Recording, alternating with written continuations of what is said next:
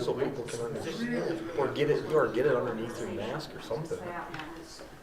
I was like, I'm sorry, man, but I cannot. Yeah. I don't. Maybe you want to step outside and call me on the cell phone.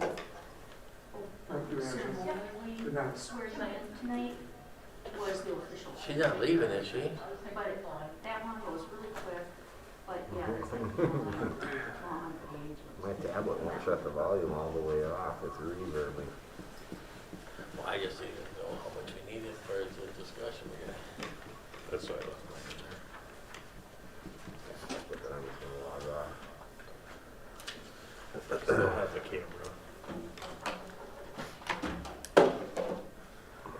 Where did you go college visiting last week? Kirkwood, was that 2 weeks ago? No. Where did you go somewhere? 2 Fridays ago. Good evening, Rich. Is the sound working for you? A week ago. Why did I see you? Yes, it is. Okay. Or maybe you and Thor were going someplace. And he was driving. Oh, that was getting some equipment. Oh. That was work. Okay.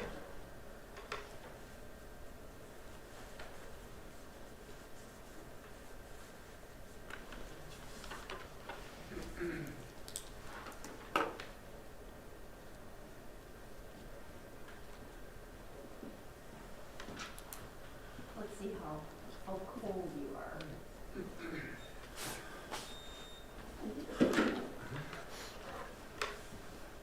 You was only at 90 degrees. What was that? You registered only as 90. I'm cool, dude. Good evening.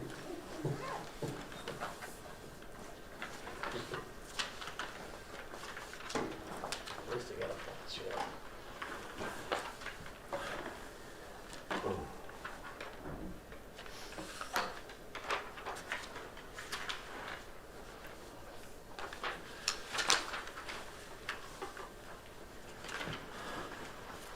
Sue, are you okay? Can you, until she gets here? Can you-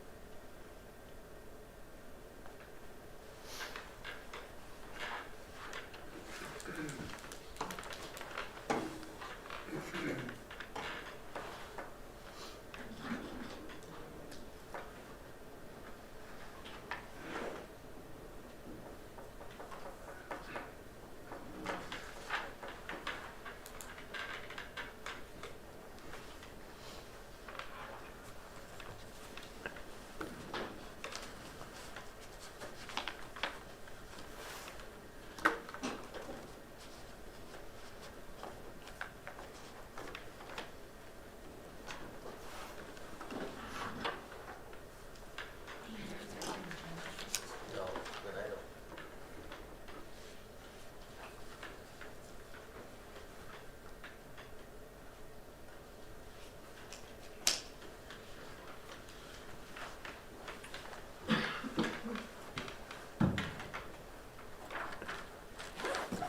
There's the meeting. There's the set.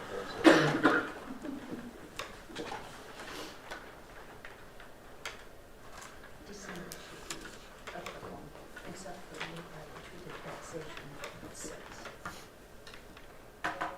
We'll see. Ready, Dr. Carlson? Yes. Okay. We'll go ahead and call the meeting to order. Sue, could you do a roll call vote for us, please? Joanne Maloney? Here. Rich Mueller? Here. Travis Ralph? Here. Neil Schlake? Here. Dan Schmidt? Here. Rick Schultz? Here. Thank you. We have an agenda in front of us this evening. Dr. Carlson, are there any additions or corrections? No. Make a motion to approve the agenda as presented. Second. Motion made by Mr. Schleich, seconded by Mr. Schmidt to approve the agenda as presented. Ms. Colseth, please. Joanne Maloney, Aye. Rich Mueller, Aye. Travis Ralph, Aye. Neil Schley, Aye. Dan Schmidt, Aye. Rick Schultz. Aye. Motion carries. Any public comments for this evening, Dr. Carlson, please? No. Okay. With that, we'll move in right to the agenda item of the school learning model update. Dr. Carlson, please. Thank you. Tonight, the board is asked to give direction as to the status of school learning models, including consideration given to the possibility of moving the elementary school to distance learning, and for how long. And then also consideration of extending the secondary school distance learning period. As of 1 p.m. today, here are some numbers that I can share with you, and I also have our nurse Donna Olson participating tonight, so throughout the discussion of the meeting tonight, she's available to respond to questions, as well as Principal Anderson, who's present as well. So as of 1 p.m. today, we have 8 known active isolations or positive cases in the school district, 54 quarantines. I'm just going to let Ms. Flatness.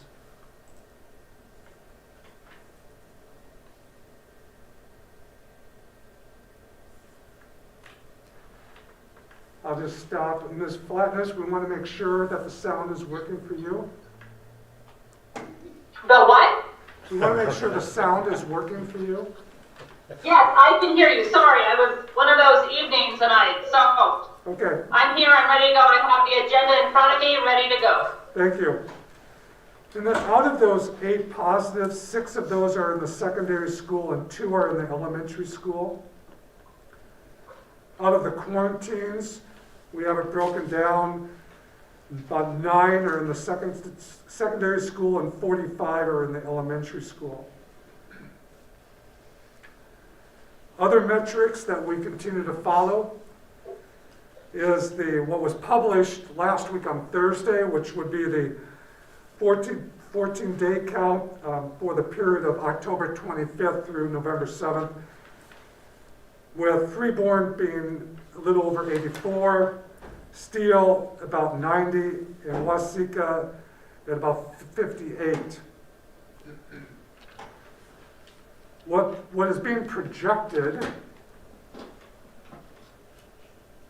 for this week, coming Thursday, or whenever it's put out, we're unsure if it'll be on Thursday with Thanksgiving, but for Freeborn, we're projecting in the range of 124 to 128.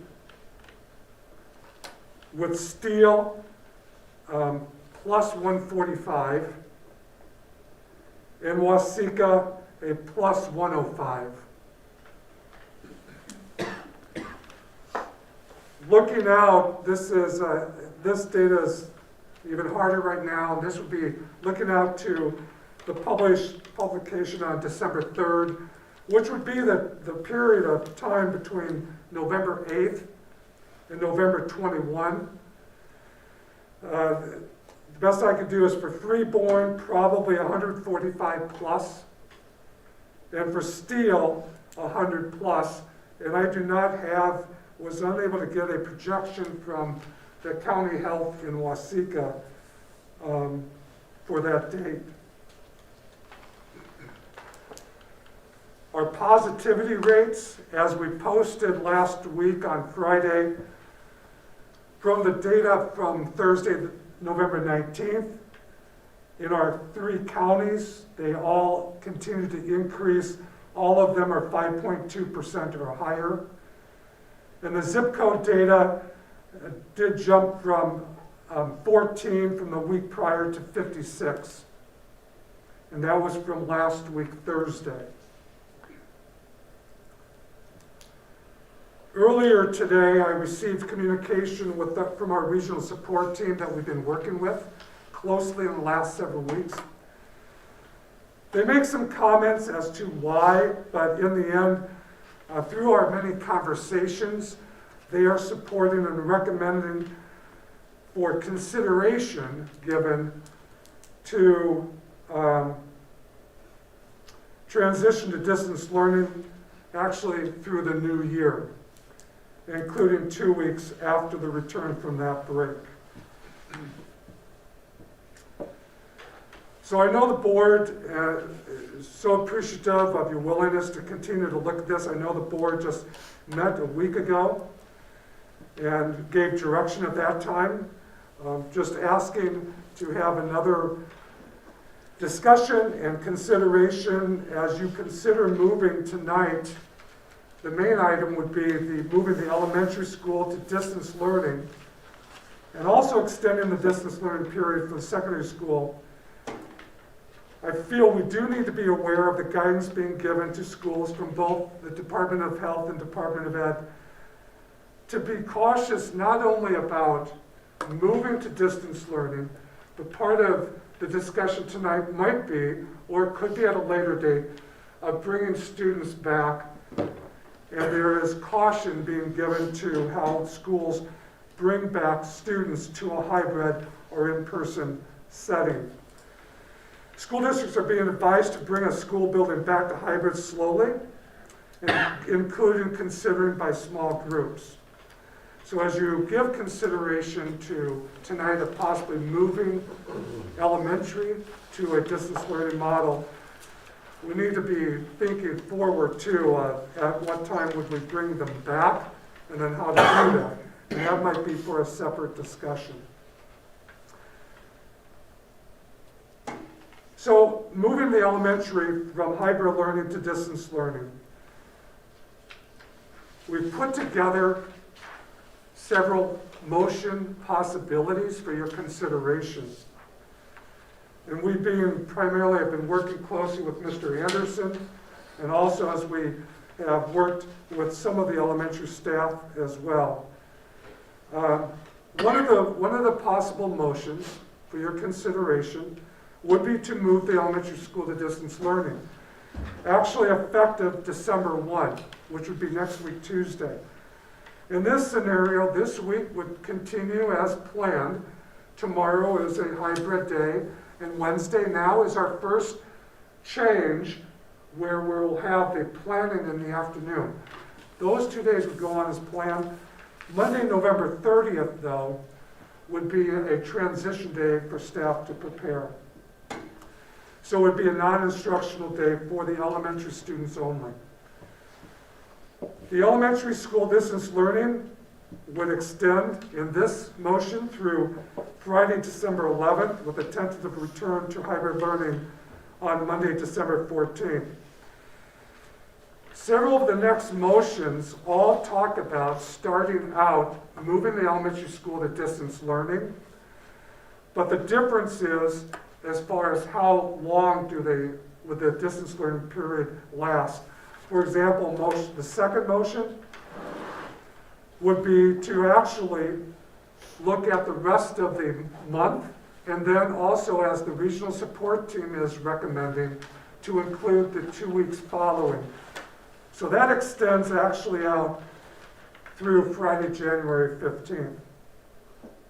The third motion would take it up to what we know is our last school day of December, which is the 23rd, with a planned return date on Monday, January 4th. The next possibility, the fourth one, would be simply 1 week. Much like the secondary school is in for right now, where the board last week extended the secondary distance learning period through Friday, December 4th. The fifth possibility would just to maintain the elementary school in hybrid learning.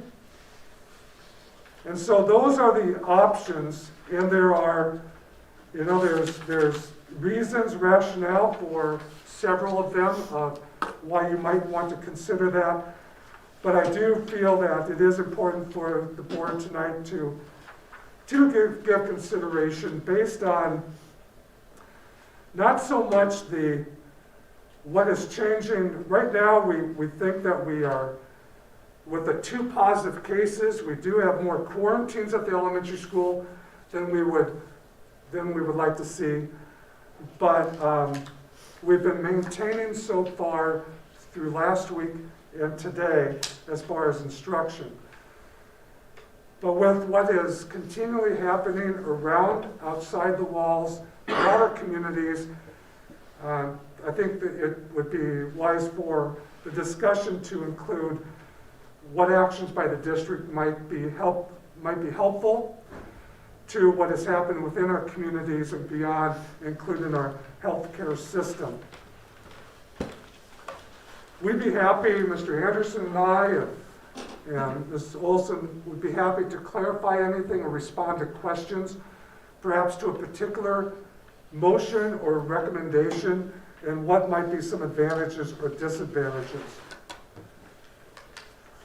So I have provided the board members with a list of those motions. Hopefully you have those in front of you. I think at this time, we'll let the board ask questions and whatever we can do to help you. But we appreciate your willingness to come back even in the short week and continue to consider as weekly. Weekly, we're learning more. We're continuing to have conversations with our public health officials. And there's been, even since a week ago, there's been more, I should say, encouragement and to seriously take consideration of moving school into distance learning.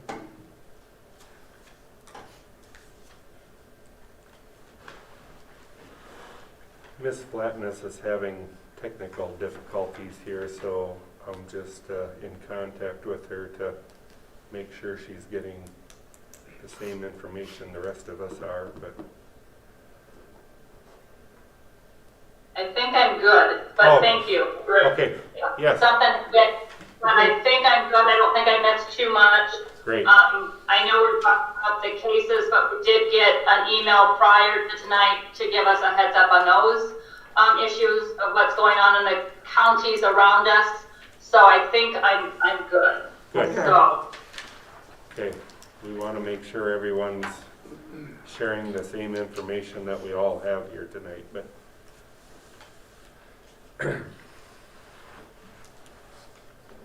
Do we have a rough breakdown of the staff, student numbers on cases and quarantines?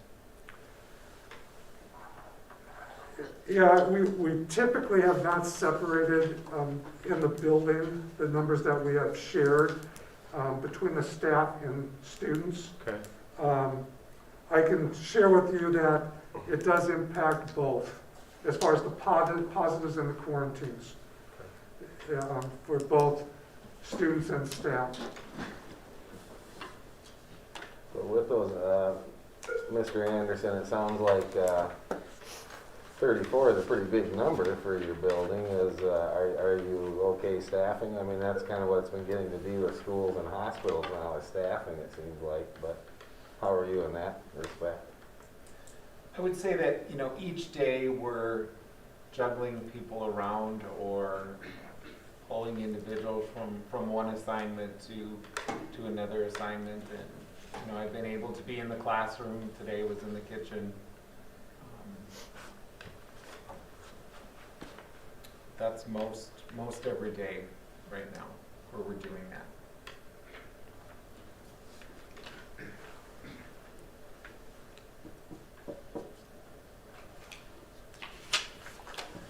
In the event that the elementary did move to a distance learning model, are there still some students that would be participating in person?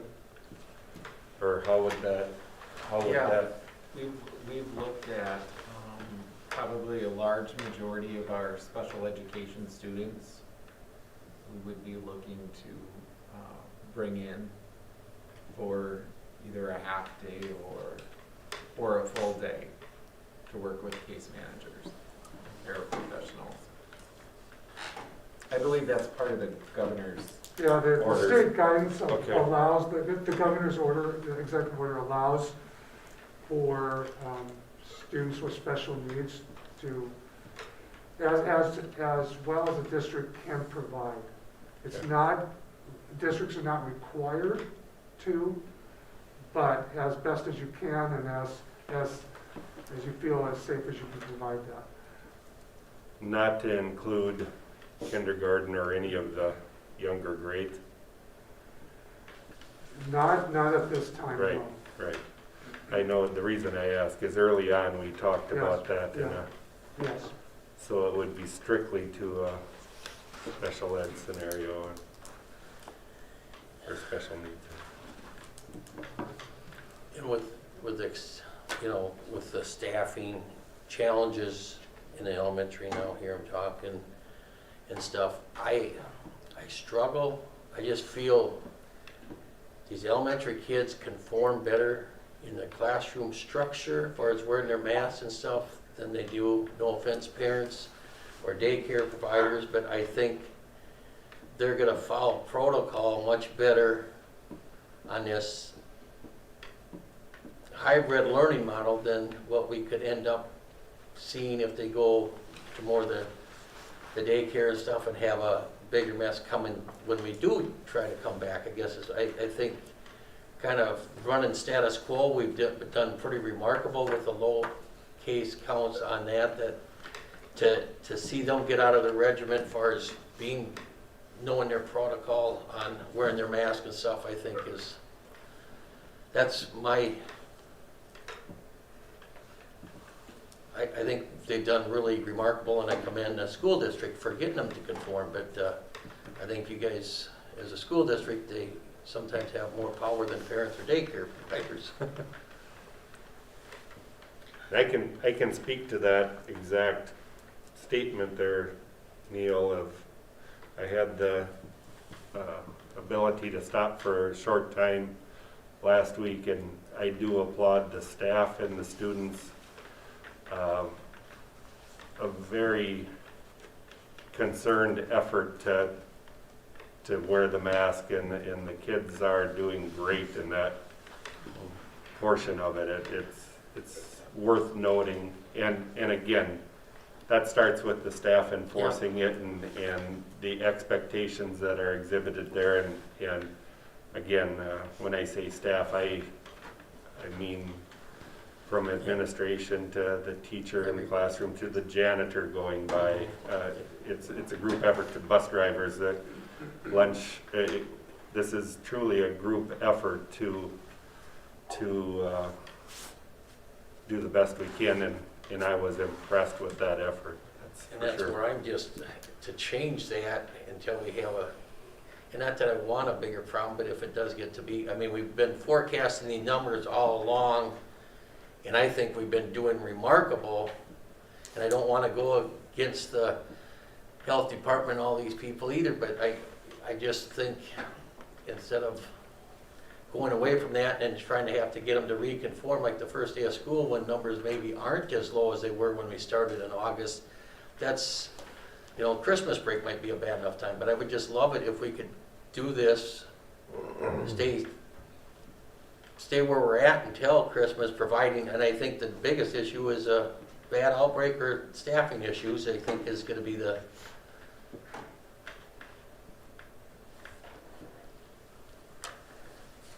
Neil, this is Joanna. I hear what you're saying, and I appreciate all of those comments. I think they're valid. I also don't know how we are going to be able to keep it out of the school building when the numbers are so high in our own school district, and all 3 counties, and the state, and the country, and the hospitals are full. We're asking people to go until they get sick, and then maybe not be able to get emergency care or a hospital bed should they need it. I also have deep concerns about going counter to the State Department of Health and the local health department's recommendations on this. They're telling us they can't do contact tracing, that the numbers are too vague. I sensed in the communication from our team today, not just, oh, I think you should gather and talk about this again. That was an urgent request. That was them really underscoring that they are very concerned about our school building being open.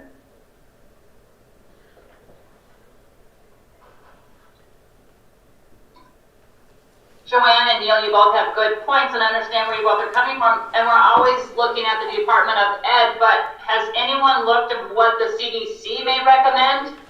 Because I kind of did a little checking, and I understand our numbers, and don't get me wrong, Joanne, but they're saying that the safest place that our students can be during this pandemic is to be in school. So we can understand, we know where they're at from 8 o'clock to 3:30. Now, I mean, elementary is a little different from high school, but where are those kids going? If they're not home, they're still going to friends' houses. If we can get these kids in school, at least we can control, which I don't like the control, we can monitor what these kids are doing. And the best education is to be in school, to be in person with a teacher, whether it's a para, it's with your peers, even with distractions for the elementary kids. Those are huge when they're at home. You have two parents working. The daycare may not provide the help for the education aspect. So these students are coming home after school, after supper, after mom and dad, whoever's watching them all day, and now they have to sit down at 7 o'clock and do their homework. What kind of education are we providing our kids when that happens with all these distractions?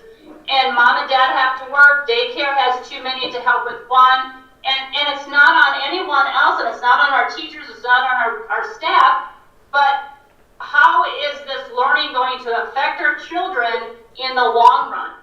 We've already had a lot compared to last spring and now this fall. What is that learning aspect doing to our kids? Are they understanding? The socializing is the biggest part. Also the mental aspect of this, which is Rich brought up last week. These kids aren't numbers, these are individuals, these are students, there are students. Our community is, I understand, but we have to figure out what is not only best, but we are a learning facility that we need to teach our kids the best way. And the teachers are doing amazing with distance learning, but are the kids getting what they're supposed to get out of it? Or are they just going at it on these screens, which we've preached before, is we need to get these kids off of the screens, whether it's, video games, we need to keep them active. Well, if these students are on a computer, however, 3 to 7 hours a day, what is that telling us? I mean, that's not healthy for their development either. And I understand the concern with the numbers rising. I understand the numbers in the hospitals. I've been keeping up with that. But also, what about the students? And I get everything. There's not an easy answer here. And that's okay. We can express what we're feeling. And I'll always be an advocate for the children. And I understand the working parents. I understand those that are sick, that we have to be very cautious of not going there. And I think that's where we are. That's my 2 cents worth.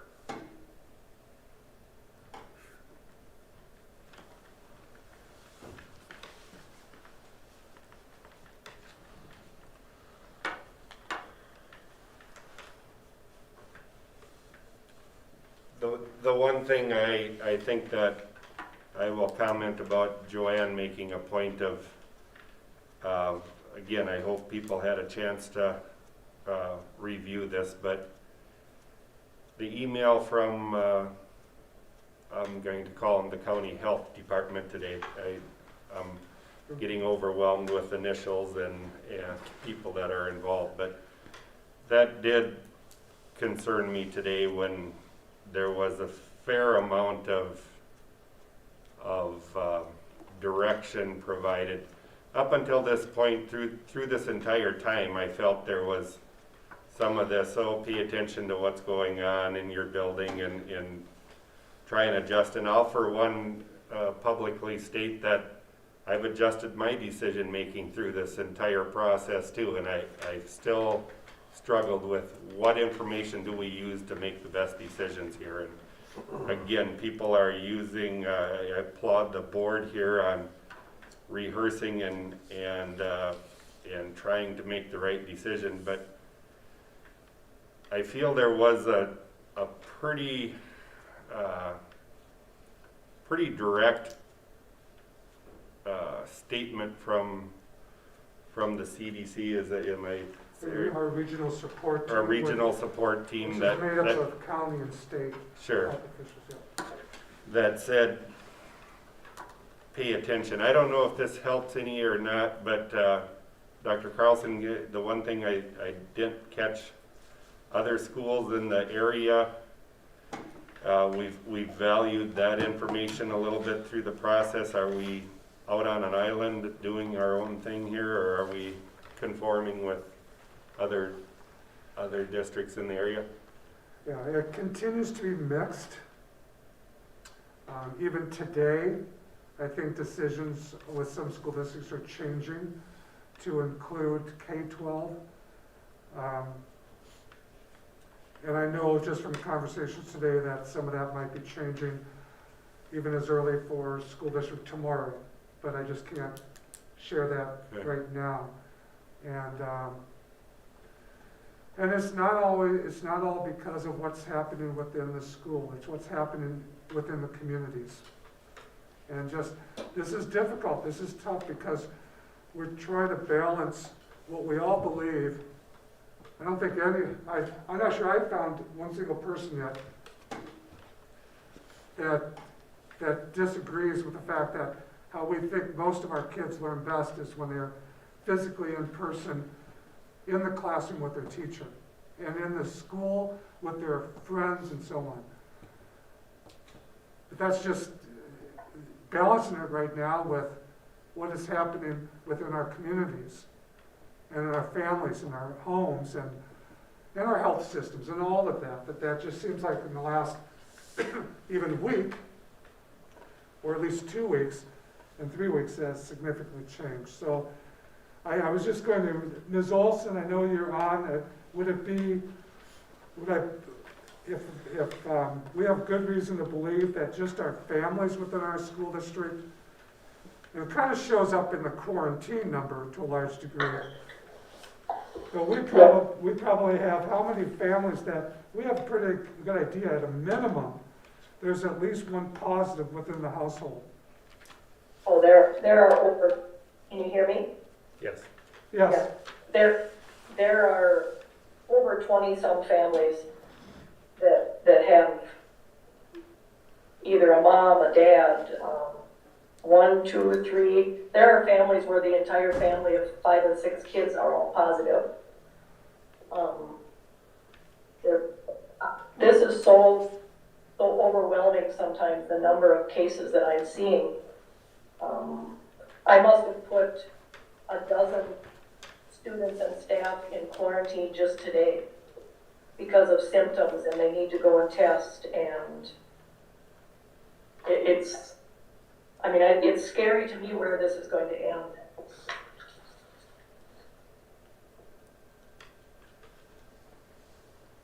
thank you. So So that's just the difficulty of the balance here. is there a general idea where these cases are coming from? Are they coming from the school, or are they coming, so you talked about parents, well obviously they didn't come from unless they're a school employee, so where is the source of the spread coming from? I don't know if anybody has a handle on that. Because we haven't had many cases in the school really, I mean, to me, as far as compared to the county numbers anyway. Right. But Travis, part of that could be the Minnesota Department of Health is so overwhelmed with the numbers right now that they have a huge number that they cases to follow, that they call them lost to follow up. They can't even follow up on them. So they aren't able to identify close contact to tell someone that they've been exposed to someone and they should quarantine. they've actually just, they go back about a week or a little more than a week and start on those cases, because they can't even catch them, they can't even catch up. People don't answer their phones, they won't give out the information. I have families that won't even answer me. They'll just say, we're just not coming to school for a while, and that's it. So I don't know how many are even involved in that household. I know It's all over. There is no specifics. I think with Wasika, I just know it seems like weekly, the pie chart on the sources, seems like the unknown one just continues to grow. They're not, Right. to Donna's point, they're not able now to try to get down to that source. They're just not having, they're just overwhelmed. No?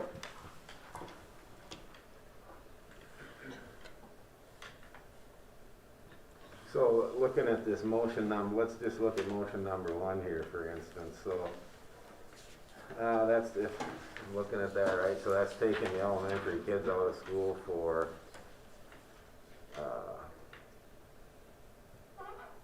2 weeks. Am I looking at that? Right, it would be 2 weeks, correct? So what do we feel like that? Do we feel like there's going to be less cases? Our kids going to stay home, like you come a little bit to Karen's point, but I'm guessing we're going to be in the same point, or maybe even worse if we send them home. I don't know. I mean, the school has to be able to function. I mean, the buildings need staff. I understand that, and I appreciate everything Mrs. Olson has been doing too. But do we feel we'll be better sending? I mean, in the long run, or will they come? Will they make it back on the 14th? No, the numbers that you're projecting now with the numbers that, Could be worse. it's just continually getting higher. The thing, that conversation with Dr. Carlson and myself has been, and this is only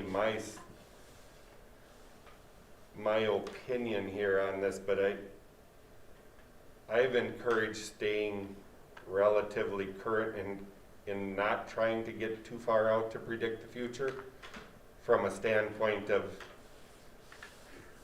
these things change relatively rapidly. And again, if we're talking we're in a spike right now, I'm hopeful that could perhaps come down as rapidly as it's gone up. 2 weeks might be very optimistic in that statement, but I think the one thing we have established with staff and parents and people involved with the school system is pay attention. There's changes could be made, and again, back to our conversations, I've always said let's not try and get too far ahead of ourselves, so that as soon as we can safely have students back in school, let's do that. But again, I think that perhaps is optimistic that 2 weeks is going to, especially when we have numbers that they're going to be using. Well, and weeks from now. with this other, and just like Donna was alluding to, not answering their phone and reporting, if this is gonna continue to spike, and there's less and less reporting and stuff like that, and I mean, I think we're kidding ourselves if we think it's just gonna spread like a fire in California. I mean, it's just gonna be nuts if people aren't gonna Right. get tested, do the quarantine and the proper protocol that they should be doing if they are positive. That's what's really gonna, I mean, there's one thing about numbers, and then this other that is growing, well, I mean, who knows? That I think with winter upon us and stuff like that, until that vaccine, I just think this is gonna get uglier. And I do, to Joanne's point, wanna value their opinion and stuff, but part of it, do you run it until you get case numbers yourself in the school building? Because we know these numbers, since day one of school, these numbers have just escalated. And bottom line, we probably look hindsight, but we probably would have been better running all the way through until this, and we No. kind of projected it getting higher in the winter with the flu season. And that's like coming in through December, and then you bring them back in between Thanksgiving and Christmas break, then Christmas break, that family fun. I mean, it could be vaccine time before anything gets back to. You're all hitting things that we've been discussing and many conversations, and doesn't make it any easier. I think the timing of this is not only, even since a week ago, what the numbers have continued to do community-wide, but also part of that, there's a piece of this still with the Thanksgiving piece of this issue of what's being, the cautions given and the recommendations given of what may happen. And I think, Mr. Ralph, you asked, what, that's what's hard about this too. I don't feel any of us have a solid crystal ball telling us exactly what it's going to be in 3 weeks. And which doesn't make it any easier. So part of this too is continuing that thought, that strategy of the Thanksgiving holiday. If you consider that, then that's why you're seeing school districts already looking after the winter break and how are they handling that. As Mr. Schultz kind of alluded to, you do an action like this, you give yourself it is more, you're looking based on the data you have on every week, whatever, and you just make decisions as you go along versus leaping out too far out there. But it doesn't take too much to start thinking through this, that if there is reason to take 2 weeks, then do we bring the students back if we can at that time? So that would cause us, first of all, to reevaluate in another week, and so on, which we will do that if that's the best way to go about this. Kind of that week to week, every other week. If this would play out, and if we felt somehow the data would change, which I agree with some of you, I'm not optimistic enough that it will in the next 2 weeks. But the if to this motion, it does give the board some more time to decide what to do beyond the 14th. And then if there was consideration to bring people back on the 14th, we have 8 days, actually 6 hybrid days, which means 3 days for each child, for the most part, that they'd be in person. So how does that play into, before you go on to another possible scenario of just going through till December 23rd? So that's why we tried to lay things out, and just to make sure everybody has the information and the possible scenarios.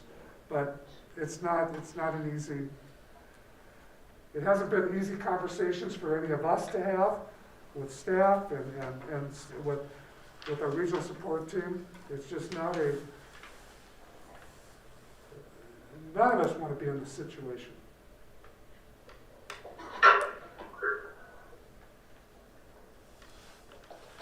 Are there any districts in the area, maybe we don't know this, but rather than trying to pick a date, that are just saying we're going to shut it down until we feel safe, which I realize lends the question of what is a safe number, but have you heard or anything like that? That was asked earlier today, and I meant to try to look, but the most that I've seen, I think, has possible ending dates, but always, most of those even say, we'll reevaluate at that time. Sure. I do know back. Wasita is taking that approach. Yeah, they said mid-December will I think the words were something like mid-December we'll reevaluate at that time. Okay. I believe from Wasita, that was said publicly. Saw some of that with activities when that was still in play. Sure. We're going to do away with activities and evaluate it later. But Mr. Smith, no, I don't have any others other than maybe the Wasika example right now.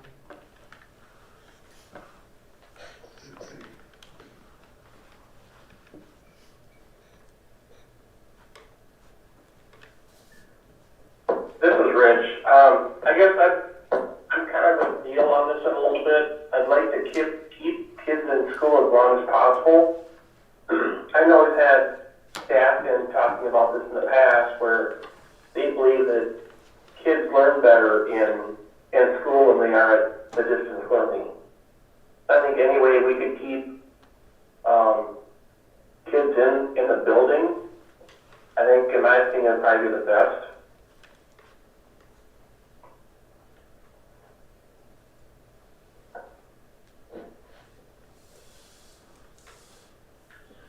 You know, I got a hard time, I mean, I do not want a wildfire in either our elementary or secondary building.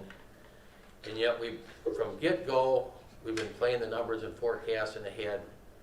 And I just sit back and wonder, do we just run until we deal with the problem ourselves? I mean, and I don't want it to go from 2 cases to 200 either. But at what, I don't like, I'll use the word playing with fire. But I just look at delaying it till December, and I just feel December the numbers are gonna be higher again. So are we better off to run until, I don't know. I'm gonna share some things that have been shared with me. So if we think about our staff, for example, I can tell you, and Mr. Anderson, you correct me if I'm wrong, our staff wants to, they've done, and most of you've commented, you made this comment, they've been incredible in the work and the creativity that they've done. Many are worried and concerned and anxious, not only about the Thanksgiving holiday, but between the 2 holidays together. And you know, just like us in this room, our level of concern and anxiousness is different than others. And if you're one that is if this plays into a decision of the more we push this forward based on what we are being told out there by our public health officials, then just like any other business or any other employer, if we're going to continue bringing our employees to work in person together, are we increasing that chance that those employees will get the virus and then feed into the hospitalization needs? Are we going to contribute to that? Now that's just one path you could go down. None of it may even happen, but it's just this thought of what are we doing as a school district that may or may not contribute to what we're all being asked of, to help out with, to keep those beds open for those who need it, and so on. So this is a tough call when we're in the business of educating students, and it's just not easy, and trying to balance that public health within our communities with the learning that takes place within our schools. It's not easy. I think the one thing for me, I can make a decision based off of my information and what I look to, but one thing that does concern me, and I don't want to put any more pressure on Ms. Olson than there already is, because I think her job is overwhelming, to say the least, right now. But to me, I feel a very serious concern from our school nurse and from our county officials. And to me, some of that information needs to be respected as from a standpoint of bringing it to our attention to adjust. And again, I don't claim to know the answer, but we all have to make decisions based off of the information we can gather, and those are people in the front lines that are deeper than school board member Rick Schultz here tonight. But so I value that, and again, not to put any more pressure on them individually, but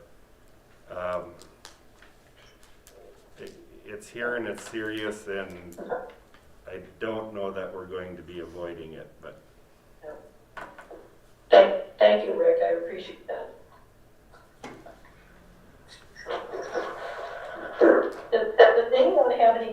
recommendations? Like why they're advising 2 weeks, 4 weeks for breaks? Yeah, that'd be good to know. Go ahead, Donna, thank you. Okay, so if we're out for Thanksgiving, people get together, they're asking people not to, but we know that they're going to.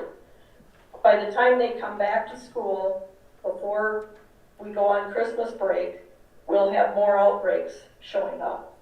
So what the Minnesota Department of Health recommends is two-week cycles. So it's 4 weeks that they suggest to be off to get all of those 14 days and 14 days again to be virus-free. But because of the close holidays that we have, it gets us way into January. That's the reason for their recommendations. I'm not sure if I made sense with that, but. Can you explain why the second 2 weeks? I get the first 2 weeks. Because some don't show symptoms until day 13 or day 14. And so in order to make sure you get all of them, they want 2 14-day cycles. And Neil, you're correct. The kids do wonderful wearing the masks. But the thing with the masks is they're only as good as the distance that you keep and the short amount of time you're together. It's 15 minutes cumulative in 24 hours that you're with someone that's positive. So when you really think about that, that's almost no exposure, and you've got someone exposed to the virus, with or without a mask. Thank you, Donna. Jeff?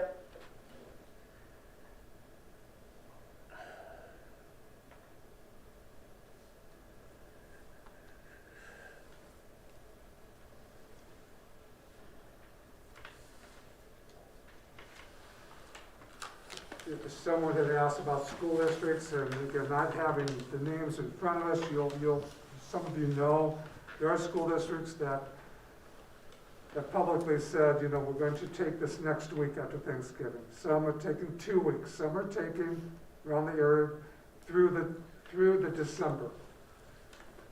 And then some are reaching into January. So it is a mix.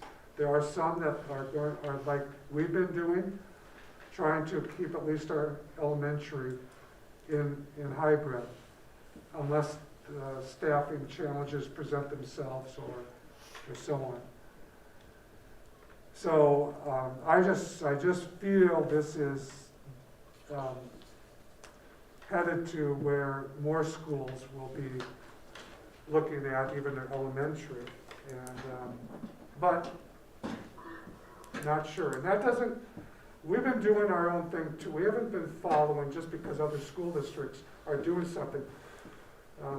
That hasn't necessarily dictated what we've done. We try to learn from what others are doing, and we share notes and do the best we can. But I feel that we've made our own decisions, and based on what we think is best for our staff and our students and families and communities. And this is another time.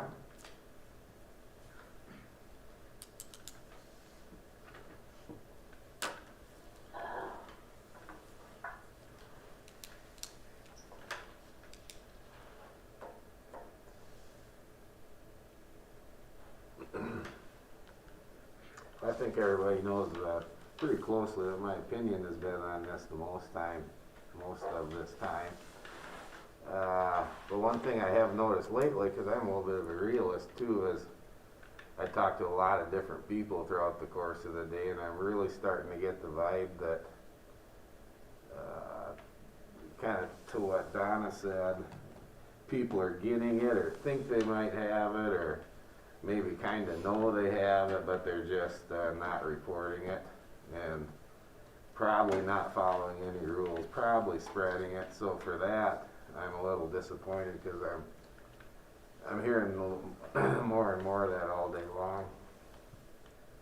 So if those people would quarantine or isolate like they're supposed to, I don't see a lot of problem with it, but I don't know what they're really thinking, but for so many of them, it's just an inconvenience, it's a head cold. They just carry on with what they're doing and they don't want to take the time to get tested, or they maybe don't know, but I think that's getting worse. But I don't think that's gonna fix itself in 2 weeks or 3 weeks or a month. that's I think right. that's gonna go That's on the until trick. there's. Yeah, are we So you either coming gotta- into worse Wow. times? That's the So challenge. truly, are the kids better off being in school? I mean, I don't know. Yeah, I exactly. wonder it.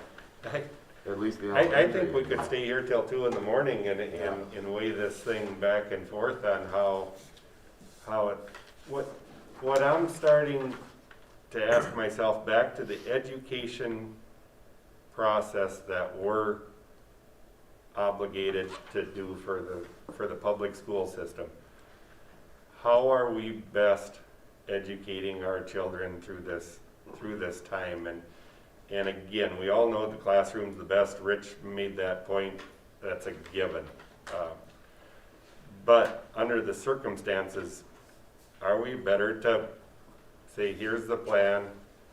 We know we're not at 100%, but let's move them home and do it electronically through this time and avoid some of these challenges, perhaps.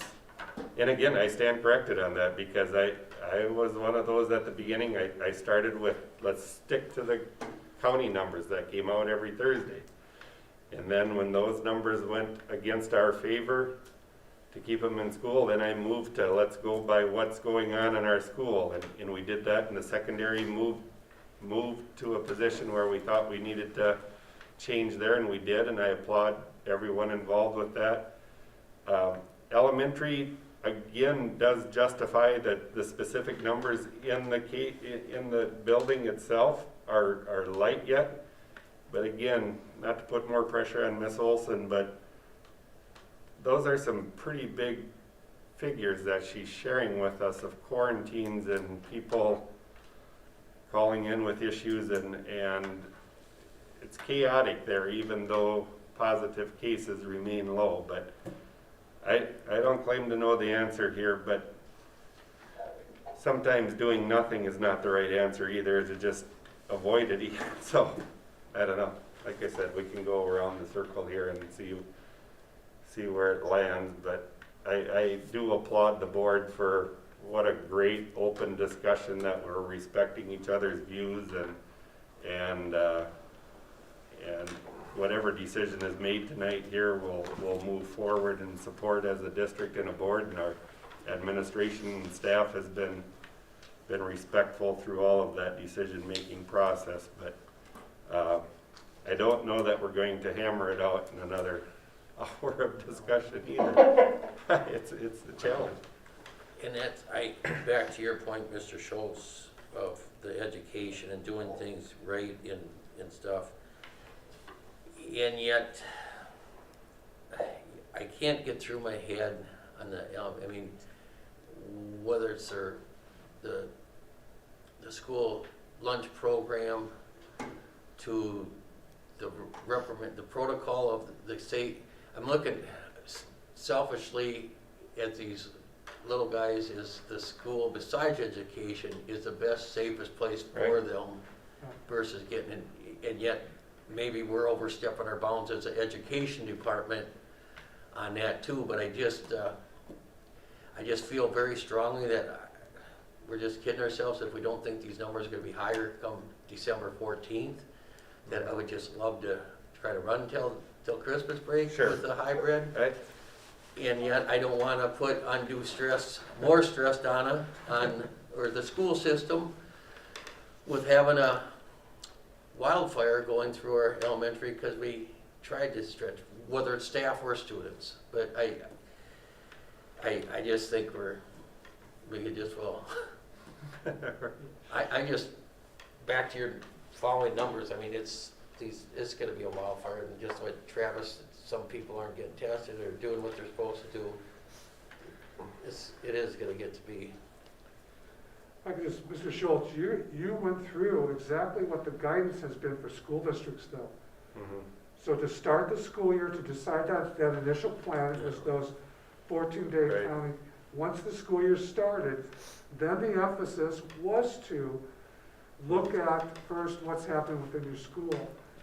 The last couple of weeks, what's happened is those numbers outside of us have just gone so it's skyrocketed. And as we're hearing from our Department of Health, it's just out of control. And now it's just so difficult to find out, even determine where the sources are at. And that's just, so now has it come back a little bit more now on those, what's happening with our counties? I think so. And I think last week when we were even talking about activities, I think that played into one of those decisions too, about even from our regional support team at MDH about the countywide number and the significance it's now playing in decisions.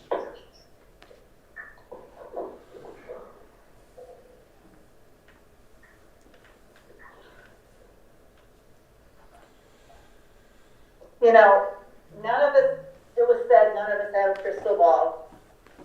But we do have experience with this virus. We've been working with it for 8 months. And if you look at the case numbers, as a country, we can't help but celebrate holidays. I don't know what it is about us. We like to gather. We're social beings. Cases went up after Memorial Day. Cases went up after 4th of July. Cases went up after Labor Day. Thanksgiving's going to be no different, except that we're starting at a much higher load of cases, so it's going to spread even more. I'm very concerned about having school for those 2 weeks after Thanksgiving. And the holiday is indoors, not out. Right? That might have helped a little bit earlier.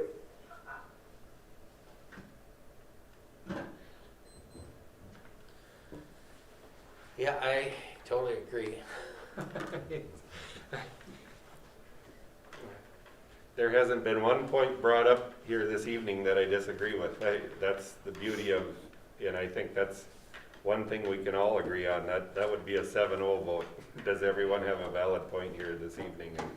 And that, the answer to that is absolutely yes. And again, staff the same way. As much I hope there are people joining us this evening remotely and listening to the decision-making process here, and again, respect everyone's opinion out there and the work they've done to see us through this far, but I really think it's getting to decision time here as a board, and again, whatever that decision is, we need to move forward as a district and respect that decision,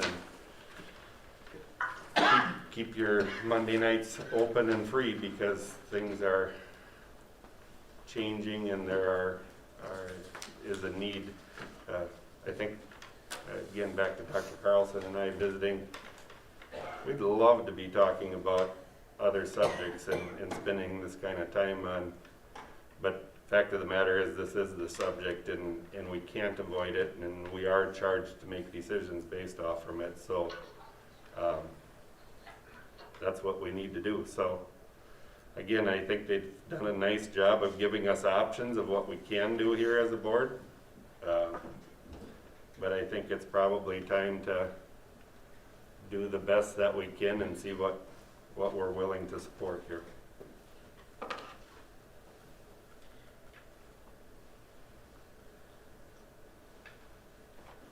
So knowing with Thanksgiving coming up, knowing what the trend with numbers is doing, and then with this 2 week and 2 week, I mean, are we just kicking the can down the road to 14? I mean, realistically, is it going to be close to middle of January by the time between maybe this vaccine will be here on the 12th of December, or whatever they said, to, I mean, I don't know. I mean, you could almost just as well get together and reverse it back earlier if for some reason cases are down, but if like Joanne alluded to with these holidays, we got Thanksgiving and Christmas, then 2 weeks and 2 weeks, I mean, are we just getting ourselves to rehash the same old stuff? I mean,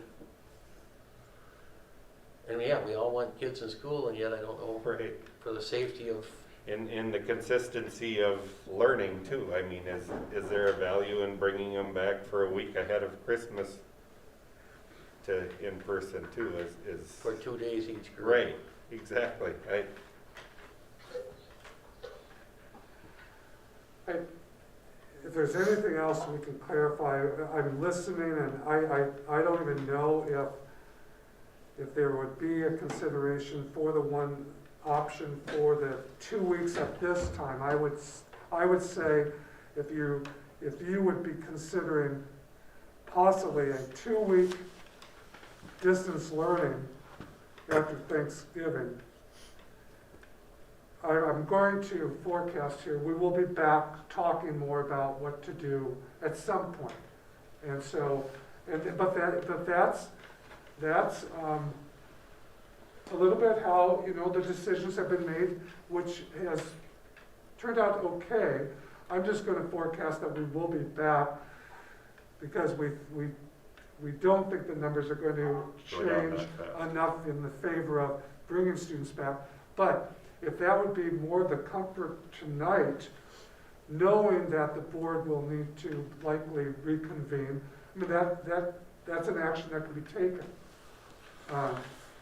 I'll try and quote Travis here on the last meeting that said, we'll meet anytime we need to meet. And I, again, applaud the board on this. This is up and above. I think I've lobbied some members over the course of time being here.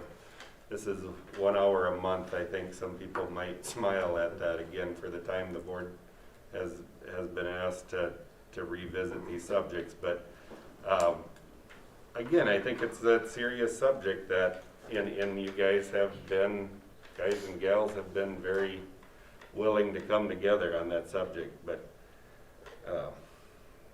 we're a group of 7 here trying to make the best decision we can. So that's what we intend to do here tonight again.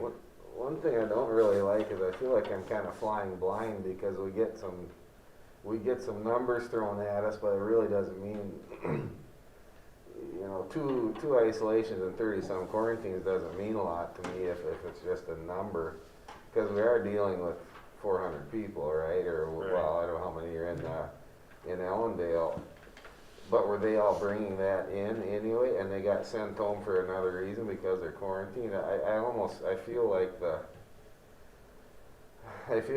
well, I don't know, because I'm guessing, because nobody tells us, but I feel like there's not as much transfer of COVID-19 in Ellendale as one might think. I think people are getting it other places, and then they get quarantined and have to stay Right. home. You follow what I'm saying? Whereas in the high school, Felt like it was moving. these kids are moving around, and they're they're not all following the rules. I think it's different in the secondary years it is in Allendale. But like I say, I don't know that because either people don't know it or can't share it because of privacy reasons or whatever. Okay, you're right, we wouldn't have any data to disprove. I think that what's more evident now is just the huge unknown community spread and where that's going. Yeah. And that's, I think you're right in kind of insinuating that it isn't necessarily getting spread from the Ellendale facility. I think that's a very accurate statement, and Yeah, a couple of you have made that. I was going to concur. I think, in my opinion, district employees and families with kids in the district are probably doing a better job than, say, myself.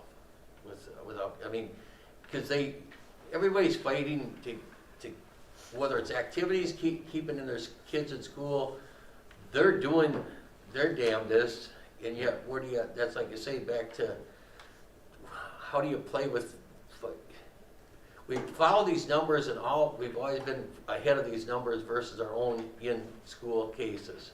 Yeah.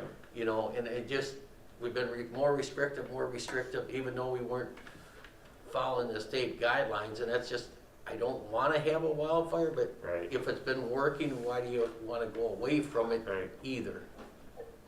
And like I say, I have a lot of respect for Donna Olson and the team and stuff too, and yet, to a certain point, geographic numbers or whatever versus, maybe it's congratulations NRHEG school district for having low case counts, or new parents and.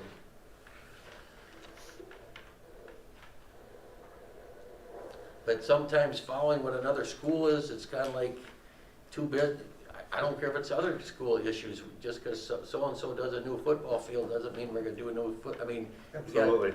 you gotta deal with what we have for.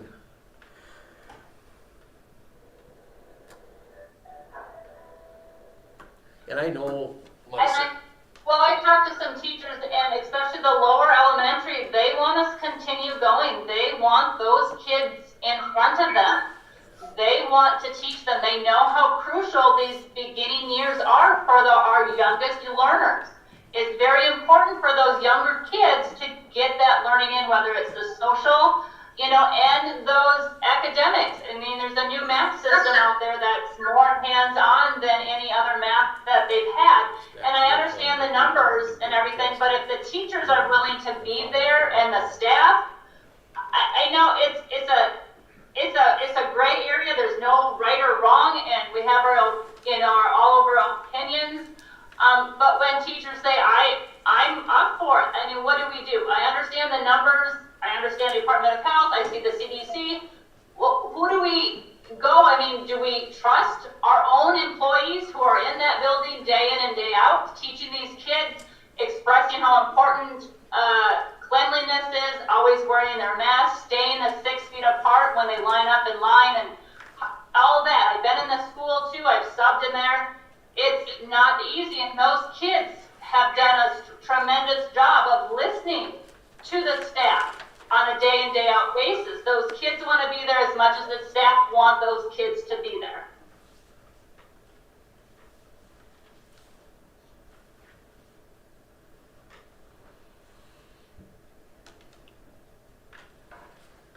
Well, it's safe to assume there's a motion here to fit everybody's appetite. So, again, I applaud the people and the input and all the way around. Thanks isn't enough of a word to pass along, but I think it is decision-making time, and again,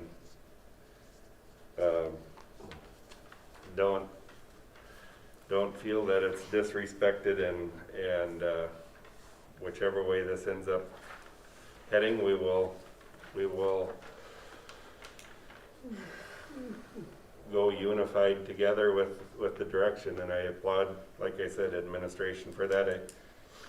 I would just, before that, I would just give Mr. Anderson again, without putting individuals on the spotlight here, but is there anything you would like to add, or silence is an answer too? But it's your building, it's your facility, and I've always respected that as you know your staff, your students, you see it day to day. Again, I'm not asking for a recommendation, but if there's anything you would like to add, or I would give you that opportunity.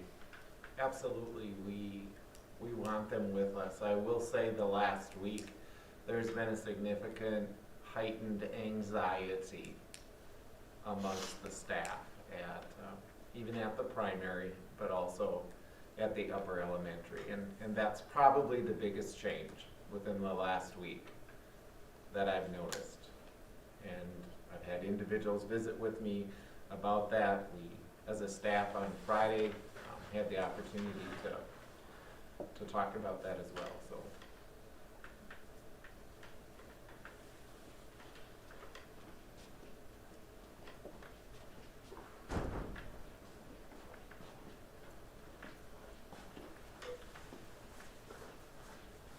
So the general consensus is nobody is gonna listen to the governor's order then and stay home, and if we all listen to the governor's orders, won't we come into next week healthier than what we're going into it?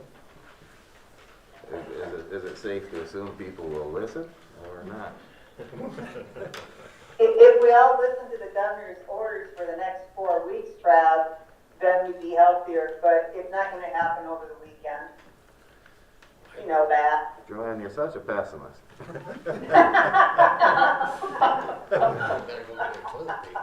I call it honest, Joanne. I apologize, I am on cell service. My Wi-Fi doesn't seem to work well when it's school board night, so I don't have the motions in front of me. I'd like to move, though, that we go to distance learning for 2 weeks and reassess. And I know we have this wonderful motion, but I can't read it out loud because I don't have it in front of me. And if I can help you with that, Joanne, I assume that's motion number 1, and I'll read it to you if that's helpful to you. That would be Thank moving the elementary school from hybrid learning to distance learning beginning Tuesday, December 1st. Monday, November 30th would be a non-instructional day for students to provide a planning day for staff. The elementary school distance learning period would extend through Friday, December 11th, with a tentative return to hybrid learning for summer all grades beginning Monday, December 14th. Is that where That's the one, you Okay. know, and maybe it's just kicking the can down the road, as Neil says, but maybe we'll have better information, Trav. Am I being optimistic now? right? No, and there is some value in that, but if you're comfortable in making that motion, I want to make sure I respect your motion that you're, Yes. okay. So moved. So would there be a second to that motion?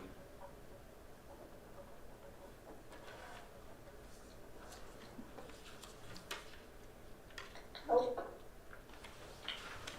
I would go ahead and second that motion. So there's a motion made by Ms. Maloney, seconded by Mr. Schultz. Is there any further discussion? Any further discussion? So as the motion sits, we would be moving the elementary from hybrid learning to distance learning beginning Tuesday, December 1st. Monday, November 30th would be a non-instructional day. And then the elementary distance learning period would extend through December 11th with a tentative return to hybrid learning on Monday, December 14th. Ms. Colseth, please, could you do a roll call on that, please? Or Karen Flatness, excuse me, you're here with us. Yeah. Here. Karen Flatness, nay. Joanne Maloney, Aye. Rich Miller, Yay. Travis Ralph, Nay. Neil Schlake, Nay. Dan Schmidt, Nay. Rick Schultz, Aye. So that motion fails. So that one is off of the table. So we'll put it back to entertaining any other motions that would be, I'll make a motion, number 5. Maintain elementary school and hybrid learning until superintendent, school board chair does not believe there is sufficient time to convene. I'll second. a motion has been made by Mr. Schlake, seconded by Mr. Schmidt to maintain the elementary school and hybrid learning. Decision to move to the elementary school to distance learning may be made by the superintendent and school board chair if the chair does not, or if the chair does not believe there is sufficient time to convene the school board. Is there any further discussion on that particular motion? Ms. Flatness, roll call, please. Karen Flatness, aye. Joanne Maloney, Nay. Rich Mueller, Aye. Travis Ralph, Aye. Neil Schley, Aye. Dan Schmidt, Aye. Rick Schultz, Nay. So that particular motion does carry, so the direction of the board is to continue the elementary school in hybrid learning. And we will be moving forward with that until further direction. The next item then is talking about the secondary school distance learning period. Dr. Carlson, please. When we put these together, we tried to align them to be consistent with perhaps whatever decision might be made with the elementary school in that distance learning period based on the information we have at this time. So, I don't know, you have the motions in front of you. Again, the intent was to align it at this point with whatever decision might be made with the elementary school. Right now, we know that current plan is that the distance learning period is through Friday, December 4th, with a tentative return date on Monday, December 7th. So that's what's, and motion one was to extend that by 1 week. And then they just follow according to how the elementary school is. So, any questions?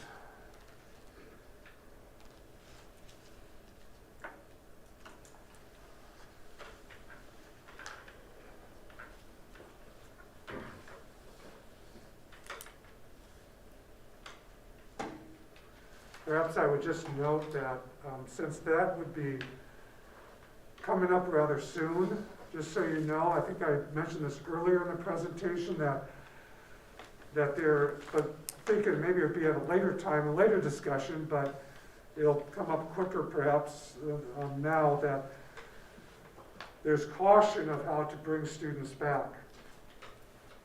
And because, for example, we need to be convinced that we know what the data and what the situation is out there among our families. We'll continue to be messaging, saying parents, and they are, families, thanks to them, they're calling Ms. Olson, even from the secondary school when they're on distance learning. But it's going to be important that we have a pretty good feel of where we're at with positive cases and quarantines and so on before we say, everybody come back. And so that there are recommendations out there of do it slowly, whether that's by grade levels, but bring back in smaller groups than perhaps everybody at the same time. So that's a little bit why some of these say some are all grades, because there's going to have to possibly be some strategic or planful thought to that, how that happens. So I just want to mention that, and any other questions you might have. What is the, Governor Walz extended that, what is the end date of that? This last month he gave us, I don't recall, does anybody recall? I think it's the 21st. 18th or 19th of December. Which Monday is the So, 21st, yeah, I believe. Monday the 21st. So it'd be so our first school day would be the 20th, which kicks you right into Christmas break then, pretty much, right? Or how did that work on the school calendar?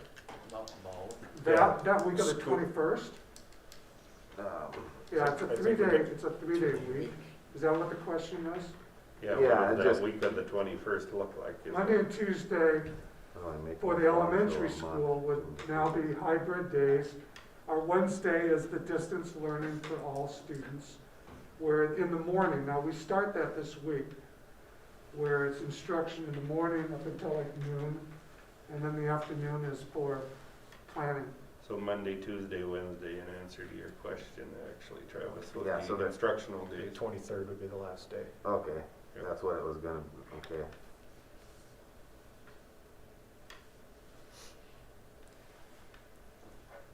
And right now we're scheduled for the 7th, and right, isn't that what that Correct. is? with activities on the 14th, right? Isn't that what we just did? Well, Walls Oh, yeah, postponed that till the 21st would be our so that delays that. realistic, Yep. right? Yep, correct.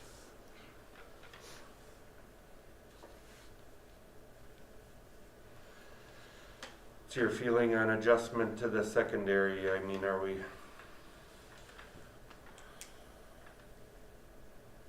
Has there been any, there's no prepper as far as teachers' workday, or there's been no preparations made so far, right? I guess I shouldn't assume. Has there anything been done since they're in distance right now? If that start date is changed, does it cause a big disruption or not with the secondary? I don't know, they would just continue. Right.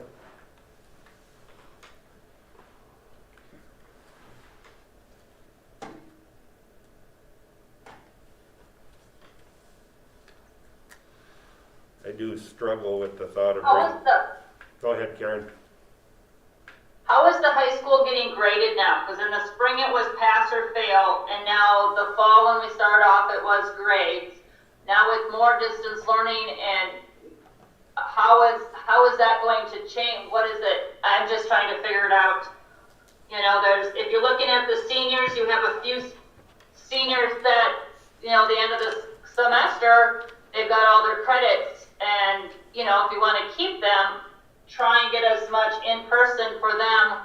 Otherwise, those students that have all their credits come semester end, we will lose possibly. And I guess that's my concern. These kids also, just like our younger learners, they're not, and it's no fault to our district. It's, the teachers are doing an amazing job for the distance learning of trying to keep them, but they're not being engaged as if they were in school. The distractions are probably 100 times worse at home than they are in school. There's that teacher that's not talking, or the neighbors say, hey, pay attention. You know, especially with parents that aren't home that are working. You know, it's, yes, they should be able to handle it, these older learners, but they're used to in-person learning rather than tablets. I mean, they're sitting in front of a screen all day, just like, and that's hard for some students. They need that interaction to learn. Some of them are not self-learners. Some of them are hands-on learners. Some of them are by listening, and sometimes we're not getting those lectures, are some of them. I think we have our district as a whole is struggling with our secondary, trying to find the best way to learn. Teachers are doing, again, the best they can. Our support staff is on there, but how many of those kids are actually reaching out to get the help that they would normally get if they were at school? For clarifications, the emails sending is not always an instant reply, which our students are used to, and that's no fault to anyone. It's just the way we are these days. I guess that's where my concern is in the high school. These kids need to be there. I understand the numbers for the high school, the rate for getting COVID is a little higher than the younger ones, but you know, our learners, we're going to lose some, unfortunately, and I don't want to see that. I guess that's, so what can we do to keep them as long as we can and assist them as best as we can?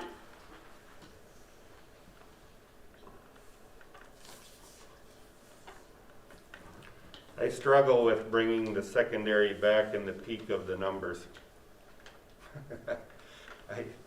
I think it's totally against everything we've been trying to do as a district as far as providing a safe environment for them, and we are, I think everyone would agree, in the midst of the most serious numbers that we've experienced, and again, that's of nobody's fault, but bear that in mind when we make decisions here tonight, that this is as bad as it's been in our area as far as COVID cases are concerned.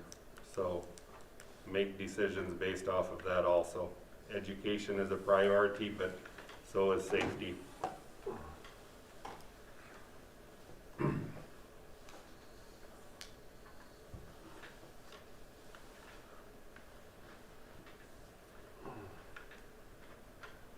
And I know another difficulty, so just as you are thinking, I guess what I said to introduce this, these were put together to be aligned with, and maybe that was the incorrect thinking, and I'll own that.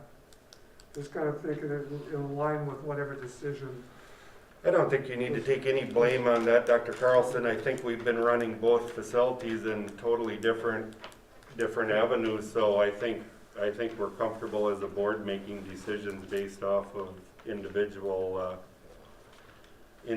facilities here. So again, yeah, I understand your approach in developing the motions, but I think we're comfortable in doing our own thing between buildings here as we have. So I think most of us will agree that, for lack of a better term, the high schoolers are a little germier, maybe. They get around and socialize a little more, maybe aren't. And I feel a little better about them being at home as far as for the parents' sake and stuff, because at least hope most of them can take care of themselves and feed themselves lunch, and maybe their parents can go to work.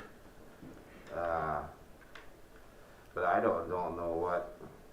I'm personally not against pushing it back a little farther because the numbers are so bad, but to fall in line with the state, that's the 21st, right? But just let's say to pick something to line up with. But the problem is that really worth it for 3 days, and then you got Christmas break? Or do you get them back on the 14th, at least they could have 10 days of school? I don't know, but I guess in hybrid, then that's the problem with this hybrid, then that's 3 days of school. Well, what's the point after a while? But I think with the numbers so high, the high school, I see that not going over too good is my thought. Again, back to the educational experience too, I think the secondary school does do a little bit better electronically learning than the elementary, in fairness to that. We've stayed consistent with that approach throughout the decision-making process, so.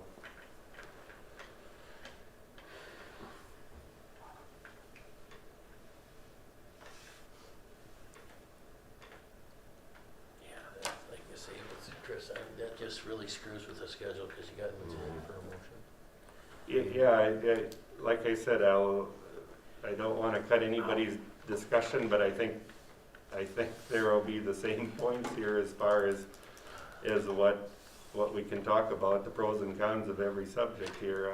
I think it will be repetitive to what we talked about for the elementary, but yeah, at any time you're welcome to make motions or discuss more. Back in regards, we no longer technically have a so-called middle school, secondary, and elementary, and bringing students back at the secondary building.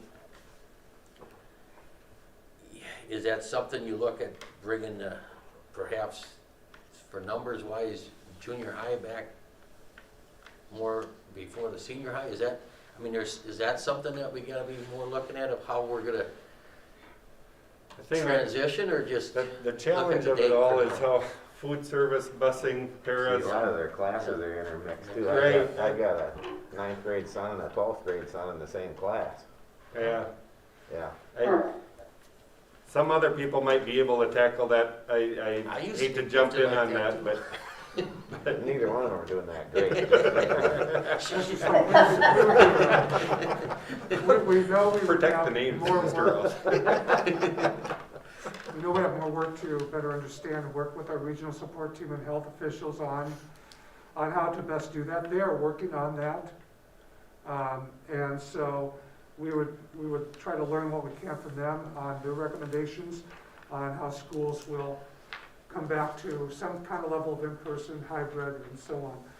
So it would be just speculation tonight of what kind of scenarios. You mentioned one that, you know, the idea is perhaps some kind of smaller groupings than just the normal hybrid schedule. Well, But it'd be How do you do? But I think That's to not- Neil's point, if you're gonna look at an avenue like that, which I do kind of think makes some sense for easing it back in, you really only have 6th through 8th or 9th through 12th, you know what I mean? It's not like we have to try to figure out, okay, where's that line? We've got pretty clear line of the grade levels that you could play around with that, in my No, opinion. I don't quite understand that, because I was in school one day, Dr. Carlson, and there was 7 kids in the class, and they're all 6 feet apart, so how many? I mean, that's not, you know, but I'm not around during lunch or, you know, I don't understand that, but it seems pretty distant to me already. I know, I realize teachers circulate around or whatever, but I don't understand, how do you're gonna have 2 people in the class? I don't understand how you limit it more than what it is. You know, in part, I think it's trying to make sure that the data we have and knowing what's happening with families, that we try to keep a better handle on as they come back into the building. And so it gives us a little less numbers to work It's with on a not so much given day. distancing as it's workload maybe. Yeah, kinda. so it's trying to manage that. That's a conversation that still needs to be had and worked on. It just would be premature for me tonight to kind of speculate of how we would do that exactly, or even if we would. Right. It's just been a conversation of late, even as of today, with health officials, that this is something that schools are asking about. How do we start to, when we get to that point, how do we do that? So I got a question, you know, and this is all in the education part, which is great. So currently we got activities that was gonna resume on December 7th, that's greased by the December 18th date. So with the December 18th, and I can only imagine any type of activity schedule is gonna be chaos, and not knowing, so everything is done till December 18th. So I'm just thinking, I mean, are we could just well come back on the 4th of January?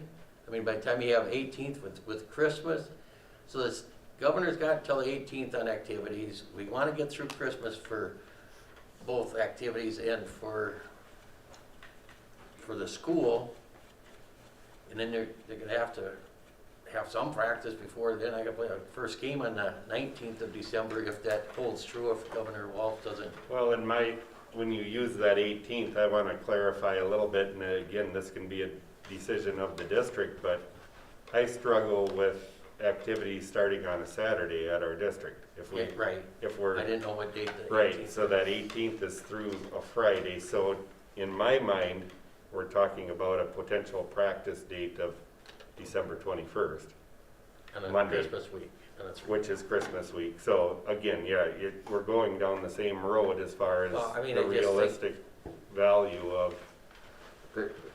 So I'm losing it here a little bit, but so any activities aren't gonna start until what day? Governor Walz put a That pause was that through mandate. December 18th, which is Yeah. Friday, December 18th. So, You'd think most schools would be the 21st then. I'm sure there's well, gonna be. like I said, I think we're Yeah. sending a terrible message if Oh, we as a absolutely. district allow practice to start the 19th on a Absolutely. Saturday morning Yeah, in the Absolutely. midst of a COVID outbreak. I don't personally support that, but again, and on this, I hate to be asking No, this stuff that's- over and over again, trying to get in my head here, but when was school supposed to start in the regular calendar? December 7th. No, January, after the New Year's, I mean, sorry. Oh, Monday, January 4th. Okay.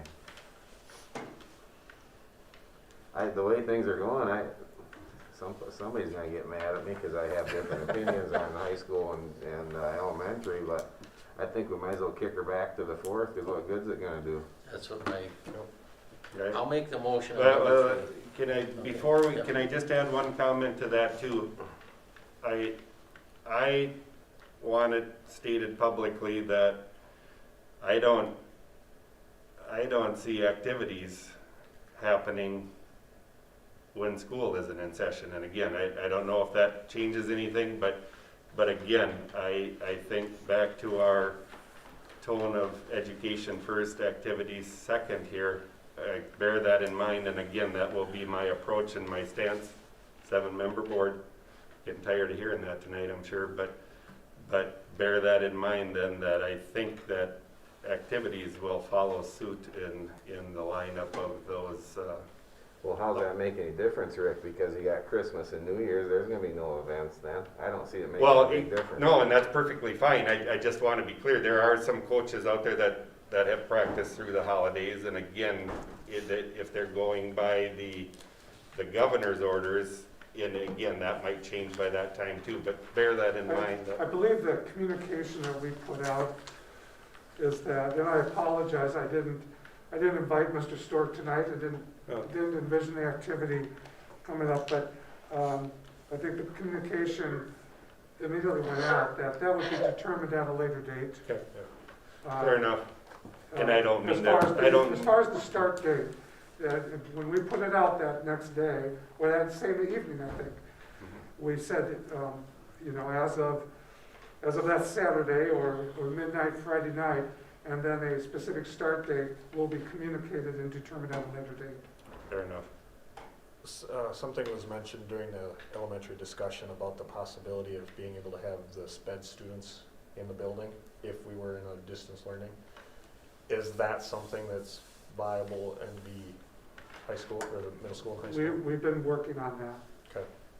I'm not able to tell you any specifics right now, but we've been working on Okay. that.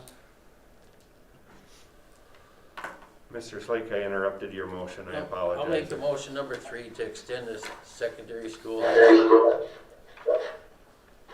learning through, through Wednesday, December 3rd, with a tentative to hybrid learning on January 4th, Monday, for summer I'll all. second that motion. Motion is made by Mr. Schlake, seconded by Mr. Mueller to extend the secondary school distance learning period through Wednesday, December 23rd, with a tentative return to hybrid learning for some or all grades beginning Monday, January 4th, 2021. Is there any further discussion? Ms. Flatness, please.